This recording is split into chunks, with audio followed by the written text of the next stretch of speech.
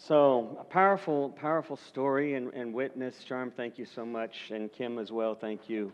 Have these words never resonated more true? You look at Scripture and you think 2,500 years old, you think 3,000 years old, 2,000 years old, and you read this and you see the prophet Jeremiah saying, "Seek the welfare of the city where I've sent you into exile."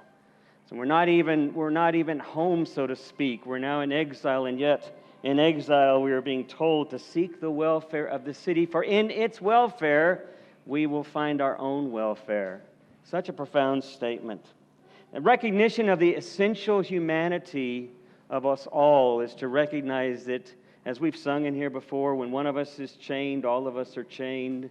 As we've remembered Martin Luther King Jr. when he has said, somehow we are all inextricably interconnected in this reality. And until then, when we recognize that, then somehow we're missing something, and our essential humanity as a whole will be wounded and will continue to flounder. And aren't we seeing that now in our own society, in the land of the free and the brave? And yet what we have is sort of a land of disconnection and anger and vitriol and a culture of xenophobia that just seems to perpetuate. And then what we do is we put weapons in the hands of that, right? And then it's just a mess. It's just a mess. So how do we live in this reality? We are truly nomads. When we travel around these days, you might remember traveling with children, some of us still with children traveling, and the ubiquitous phrase that used to come from the back seat when you were perhaps a child, perhaps not so much now, but that whole idea of, are we there yet? And the only answer we had was, not yet, but we'll get there soon. Pay attention to something. Look outside and see what you see. And it was never satisfying. It was always this question of, are we there yet? And certainly the Hebrew people in exile were asking that question time and time again. And even the people following Jesus several hundred years later, 2,000 years ago, still asking, so are you the Messiah? Are you the one? Are we there yet?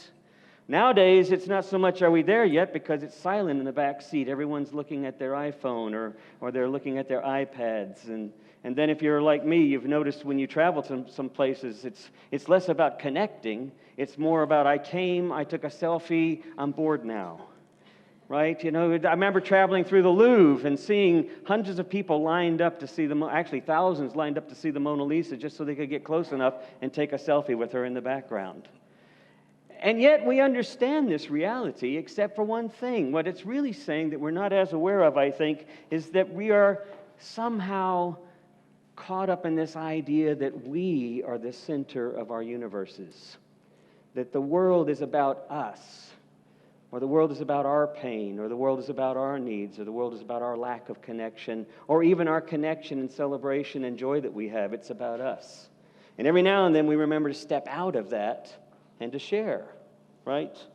But that's a challenge for us, because in reality, this text that Kim read, that to go out into the world and to tell people the kingdom of heaven is at your door.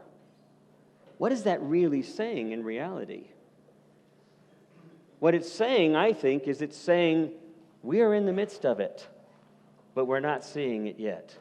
And that's the challenge, I think, for us in this world today, especially where there's just all of this hatred and vitriol and this mean-spiritedness as well as the divisiveness. I think there is this tension that has failed to recognize our essential humanity. And so travel, I think, provides us an opportunity to step out of that. But not simply traveling to another place, and I do think traveling to other places can be a great antidote to this. It can open up our minds if we are once again, recognizing something very essential. And the first thing essential is to ask two questions. If we're traveling as pilgrims of the Spirit, so to speak, as members of the kingdom of God, I would say we have these two questions we have to ask ourselves when we travel. And the first one is, where's God? The first question I think we have to ask ourselves, that we have to embed deeply within our soul of who we are, so that we see everything as who we are and as we understand, where is God? Because I think it's too easy for us to think that God is out and beyond us. And so we travel about this world with this sense of disconnection from our own divinity, from our own sacredness, and even more so from the sacredness of those we meet, from the essential humanity, which is what I mean when I say the sacredness of one another, is this sense that we are rooted in the ground and source of our being. We are rooted in God. How hard is it for us to see that as we travel? Not just simply traveling to another country, but also traveling from this place to the next place, to the grocery store, on the highway. How hard is it, or how easy is it for us to begin to break through this sense of there's something different between us, and to see, in fact, there is this essential humanity that's God-given? That's the first question. But the second question I think we have to ask ourselves is, where am I? Where are we? Because we often travel with baggage. We often travel with filters. We often travel with biases. And in a world like we live in today, it's hard not to have a negative bias. It's hard not to have a bias of anxiety and fear. It's hard to see the world as potentially life-giving when we live in so much stress and anxiety and so many images. Hannah Arendt, I've said many times before, the poet from the early 20th century, who said, we often don't see the world as it is, we often see the world as we are. So we have to ask these two questions, I think, everywhere we go. Where's God? Where am I? Or if you want to ask it differently, who is God and who am I? Only when we begin to ask those questions in the presence of one another do we begin to start to let down the filters, let down the barriers. As Rumi said, don't seek for love, but seek for all the barriers we keep putting up to love. We keep blocking ourselves off from love. We have those moments, Linda and I, when we travel. You've had these moments too, I'm sure, where you've suddenly received, somebody said something or somebody's done something, and you suddenly think, wow, this is such a revelation to me. And it's just this God moment, right? We speak of God. Anybody ever had God moments? We speak of these kind of moments. We see them on Facebook. But what we, again, sometimes fail to realize is that they're all God moments. That every moment that we live and breathe and have our being is in the midst of the one in whom we live and move and have our being. And when we can begin to start to be open to that, they're all God moments. But there's, I think, a trick to it. So I read this psychologist recently, social psychologist. Her name is Ellen Langer. You familiar with Ellen Langer? You've heard of her, yeah. She's been around since the 80s, but she did something interesting. You've all heard this term mindfulness, right? We've all know this. I mean, it's almost ubiquitous. If you go to the bookstore now in the self-help section, as well as in the religious section, you'll see books on mindfulness right and left. If you go to the business section, you'll see books on mindfulness in business. Some of us in here are actually in the business of trying to teach people and encourage people in the act of mindfulness. But here's the interesting thing that Ellen Langer says as a social psychologist. She did all these amazing, she's a Harvard psychologist, she did all these amazing experiments early on in the 80s, and she always laughs now that people are talking about mindfulness now in 2010, 2015, 2019. She laughs because she says, I've been talking about this since the very beginning, back in the 80s, this idea of mindfulness when everyone was practicing transcendental meditation. And she says, here's the interesting thing about meditation. Meditation is a technique to try to encourage us to be more mindful, the product of which what we're seeking is this sense in which our lives are enlightened, our sense of being is relaxed, and we feel more positive. And endorphins and physiological things begin taking place in our brains, so we do these practices. She said, but here's the real reality of it. This is what she says. Most of us know all about mindfulness, learn the techniques of mindfulness, and then continue to go about the world living mindlessly. I will give you something that you will take from here and you will think, that's the most amazing. I never thought that before. I'm going to do that, and then we're going to go from here and we're going to continue to live mindlessly. Because we live 90% or more of our life out of basically behavioral, physiological, neurological patterns. And the challenge is for us to be more mindful. But even saying that doesn't really mean much, because we're going to say, oh yeah, I need to be more mindful, and then continue to do what? Live mindlessly. When Jesus sent out the disciples, he did something interesting there. He sent out these 70 people, and he told them to take no baggage with them, right? He told them to travel lightly, which was going to give them the chance to be more present to the others around them, first of all. And then secondly, he said, and announced to them that the kingdom of heaven is at their door. But how do we know the kingdom of heaven is at our door? So what Ellen Langer says, and she'll tell you right off the bat she's not spiritual, but what she says is, if you want to help others experience their essential humanity and to be present in the moment, there's only one simple thing you have to do. You have to start noticing. You simply have to take an interest and start noticing. And that's such a challenge, right? Because we bring so much of who we are to the moments, it's hard to ask ourselves, to remind ourselves, what am I noticing here? Where's God? Where am I? Who am I right now in this moment? Who's this person behind me? How many of you have had that experience where you're at the grocery store and you've stepped into the line at the grocery store, right? I have this all the time now. And you stepped in line and you put your cart behind you, and so you've put everything on the conveyor belt, but you want to be helpful, so you're going to go to the end of the conveyor belt so you can start sacking the groceries and help the person, right? And maybe expedite the process for the next person in line, but you've stepped away from the card reader. But you left your cart there, right?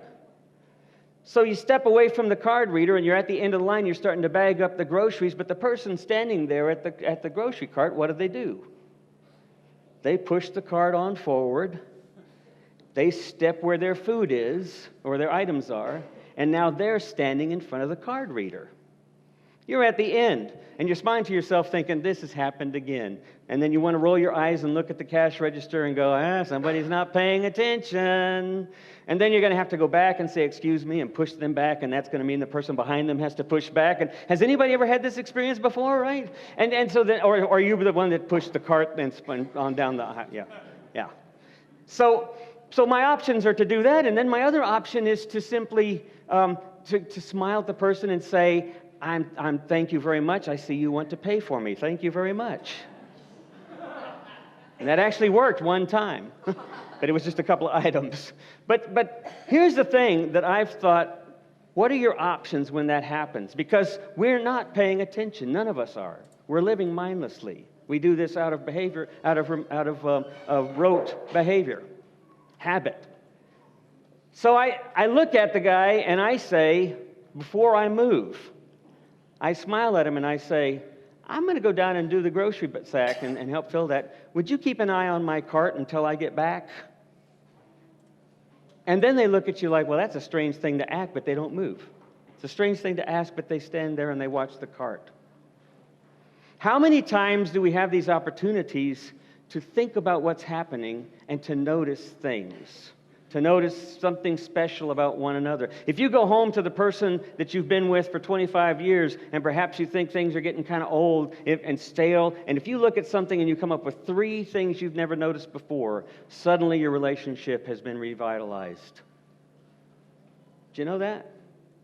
If you find yourself if you find yourself at your workplace working with the same people that you've been working with for years, and I guarantee you're looking around the staff table, you're looking around at your team, and you're thinking the same thing you've always been thinking about those people. If you stop and you ask yourself to notice something different about them that you've never noticed before, suddenly you have a new relationship with your fellow employees. It is that simple, and yet it's that hard to do because we simply have to put it into practice. So here's what I want you to do. We do this every Kairos. But I want you to close your eyes with me, and I want you to sit up and just be relaxed. And we always say, take a deep breath and be present to your breath. But I think what we forget sometimes is what that means to take note of our breath. So as you take a deep breath in, I want you to notice your chest rising, your stomach rising. And as you exhale, you notice it descending. And see if you can't notice it as you take a deeper breath, you begin to feel a little lightness in your fingertips. Maybe a rush of oxygen throughout your body.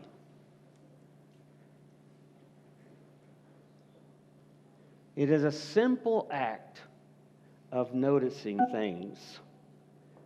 And when we notice, what we're doing is we are offering one another the chance to experience mattering. We are offering one another the chance to begin to experience their essential humanity. When you can open your eyes now. I'll finish with this last story. When Phil Cosino, who wrote this book called The Art of Pilgrimage, and Phil Cosino is a documentary cinematographer. He does documentaries. He also travels the world. And one of his earliest travels as a young adult, he traveled to Egypt, and he traveled to the Valley of the Kings, where all the pyramids are. And he was noticing just how amazing they were, but it was an oppressive heat as he was walking around, just this oppressive reality that he was in. And he also noticed a group of Bedouins, local indigenous residents there in Egypt, but these were particularly of the Bedouin tribe, and they were underneath a tree, kind of huddled together, looking very simple, not elaborate dress, very simply dressed, and kind of just talking amongst themselves, having some tea. And as he was noticing them, he was looking at these pyramids, and it occurred to him how much oppressive labor and slavery went into making these pyramids. And how it was, in his mind, it became this negative experience of what happens when someone has so much power and becomes so oppressive of others in order to exalt themselves, with the pharaohs in these pyramids. But the Bedouins motioned for him to come over. And as he sat down with them, they had broken communication, trying to make sense of each other's language. But what he began to realize was that these guys were part of an excavation team, a process which has been going on for decades and decades. And they were now the current group of people that were helping to dig up and do some archaeological research.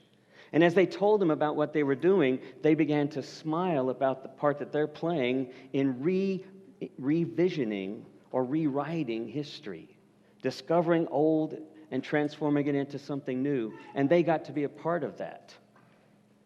And what Phil says that he realized at that point was that he had brought so much of his own arrogance to the moment, so much of his own assuredness about what he knew about life, that he had failed to see what was present. What he called this underglimmer that's present with all people. If we sit back and if we sit still long enough, if we take note of one another enough. We might call it the ground of our being. We might call it the very essence of God at the very ground of our being that we all share and participate in, but it requires that willingness to ask ourselves, where is God and where are we? And to begin taking note.